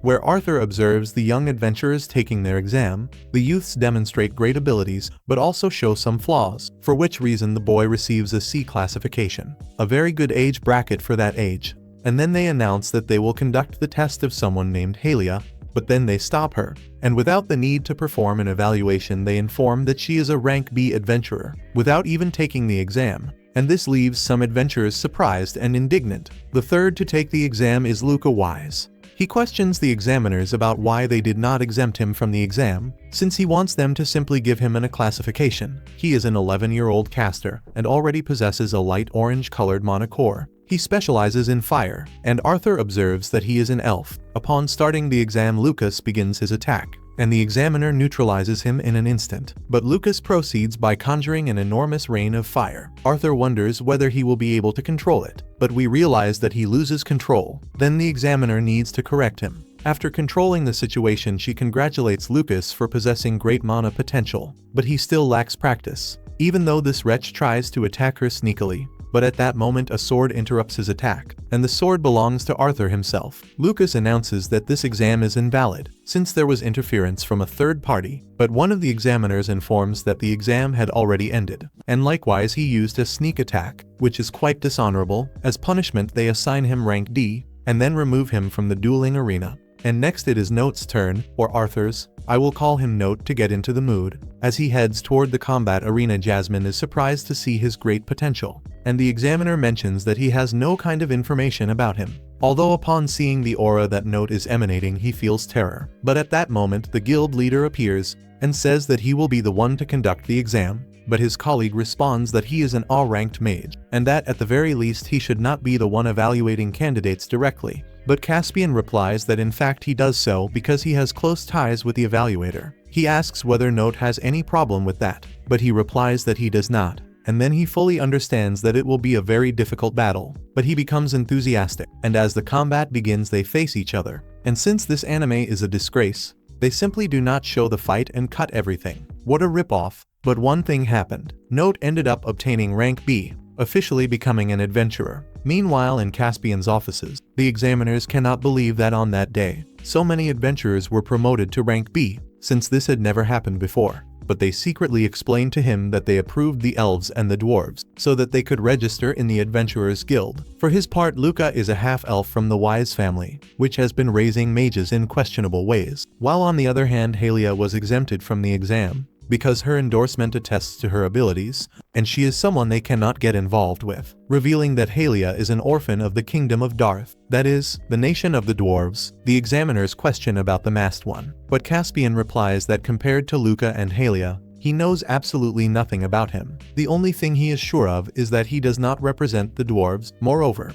the fact that someone from the most powerful family of fire mages in his kingdom is his endorser makes everything even more interesting. But what makes Note more frightening is not his fire magic, but rather his sword handling. Remembering the fight he had against him, Note provided a great battle, despite fighting as if he had not yet adapted to his body, so that when he grows, he will be able to become someone truly terrifying. Meanwhile, Arthur thinks that after his fight with Caspian, he feels that he has grown too accustomed to this world, and because of that he let himself be carried away by the abilities he obtained there, and he neglected his sword handling a little. As they move forward, they run into Ellie, who mentions that what he did in the arena was quite reckless, but that if he had not done it, she herself would have. At that moment, Luca was just watching, wondering if that would be a gathering of rank B adventurers. Since he also has rank B, they tell him not to bother, commenting that they will not invite him to their club. Since the club does not usually break rules, Luca ends up getting irritated and attacks him. Although upon noticing that they are drawing too much attention, he decides to follow his path in peace. Just like the group there that teleports to a beast grazing zone, there the lower-ranked adventurers begin to train, in addition to collecting some materials necessary for missions, soon after they begin to move toward their destination, where Arthur notices that Jasmine possesses great speed. As they advance, he recalls his fight against Caspian, but there were great explosions, and suddenly an enormous cursed boar appears at the location, which begins to devour novice adventurers. Jasmine warns him that it is time to flee that place, because that monster does not belong to that zone, which worries her a bit. Although as they advance they realize that the monster had been caged, but ended up escaping. The boar upon seeing them charges at them. Although they manage to evade, Jasmine attacks the monster and asks Arthur to run away. But at one moment she loses her balance, and Arthur acts quickly and grabs her in his arms. But the boar notices the presence of more adventurers, and prepares to attack them. But Jasmine leaps to defend them, and Arthur tries to do the same, but he is restrained by his inner voice, which warns him that he can still draw it in, causing Arthur to feel that he must not make the same mistake that he made in the fight against Caspian. When the boar charges at the adventurers, Arthur attacks it with a thrust of fire, accompanied by continuous slashes, managing to defeat the boar with that attack, and shortly afterward Jasmine pinches his cheek, confessing that she would have preferred him to have been scared when they were fighting that thing. That is, she would have preferred him to have acted like a normal child, but it is not as if she were trying to interfere in his personal matters, and Arthur cannot understand her. And at nightfall she tells him that she became an adventurer to distance herself from her family, since the Flamesworth family had produced great mages for generations, and they always taught her that the fire element was her strength. At that time she took pride in her family, and since she awakened magic before her siblings, her parents had great hopes for her, and perhaps because of that, when they discovered that she could not use fire magic, they began to despise her and call her useless. But Arthur tells her to stop, saying that this is not correct, because although monocores have levels, there is no level for elements, and everything depends on how they are used. Jasmine laughs and apologizes, because he is always very serious, and she never imagined that something like that would upset him. But Arthur became irritated because he remembered his past life, when he himself was considered useless. At that moment Jasmine says that when she met the Twin Horns once, she fought in the same way he did that day, and the Twin Horns reprimanded her, because at that time she did not know how to fight as a team, although thanks to them, she changed a lot. This makes Arthur wonder whether at some point he will be able to change as well. And after recalling all of his experiences, he feels that he must become stronger to protect them. But at that moment we see Tesha spying on him. She is quite irritated because every time she sees Arthur, he is always with a different woman. Poor boy. Then Tesha's grandfather appears and asks why she is jealous of Arthur. And then he proposes that she also start attending Sirius Academy. And in the blink of an eye 2 years pass. During these 2 years Arthur becomes a renowned swordsman, and everyone knows the name Noshi, the masked swordsman. However, 2 years have already passed, and now Arthur observes his new objective, and thus the anime comes to an end. This anime here is a disaster. It is very poorly animated. I have never seen such a bad adaptation in my life, but the story itself is very good. Well, if there is a second season, I hope it comes from a better studio, because this one is extremely bad. That is it. Stay with God. Thanks, take care, and until the next video.